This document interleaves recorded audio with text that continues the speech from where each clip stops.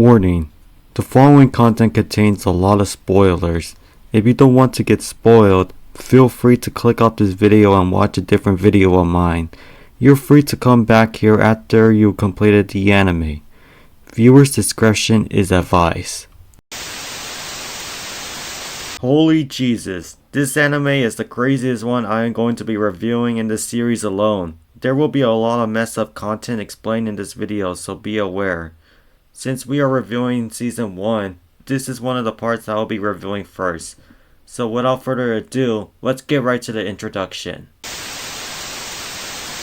Black Lagoon is based on a manga series written by Rei Hiroe. As of the time I'm recording, there are 13 volumes and 121 chapters since 2002. The anime series ended with 2 seasons and 5 OVAs, with both seasons airing in 2006, and the OVAs airing from 2010 to 2011.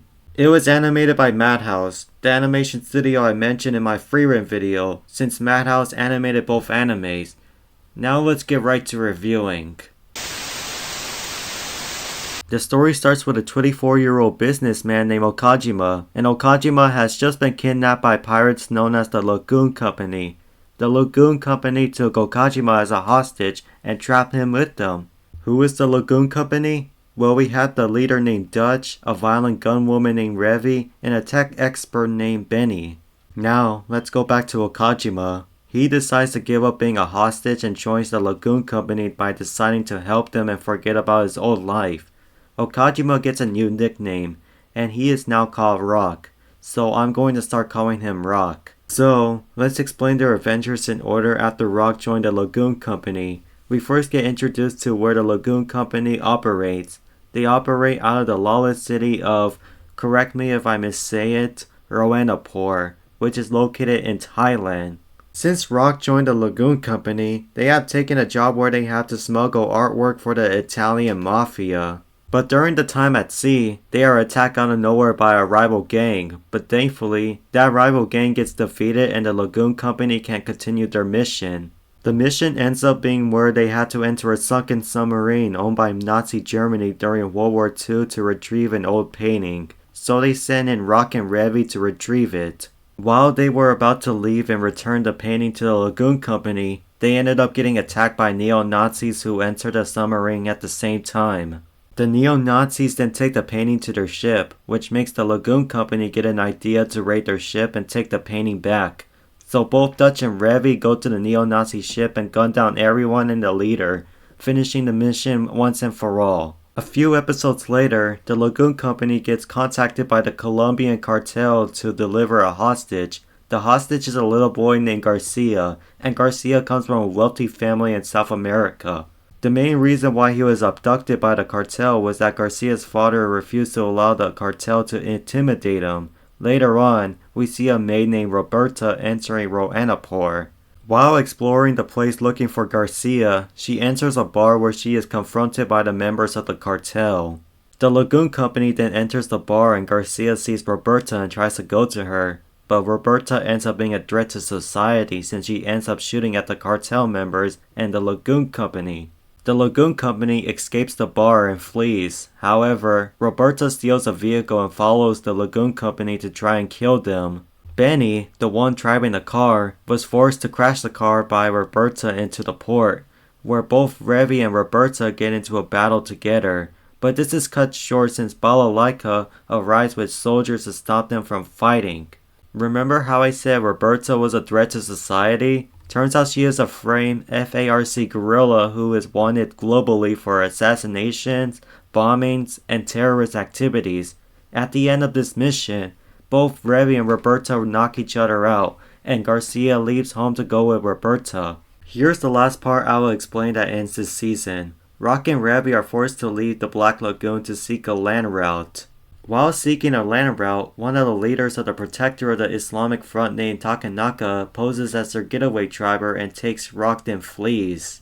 While Revi was saved by an assassin named Shenhua and her partner named Liark to save Rock mainly due to how I cannot forget to explain this part. Rock has a briefcase with documents that needs to be delivered to the CIA. Revi and Shenhua goes to the camp Rock was taken in and raids it. After raiding the camp, they save Rock in the documents then flee. In the end, Revy meets up with the CIA agents, which means the anime ends with Revy delivering the documents and warns Rock not to be captured again. My goodness, this was one of the wildest anime plots I have explained on this channel. Let's move on to the animation.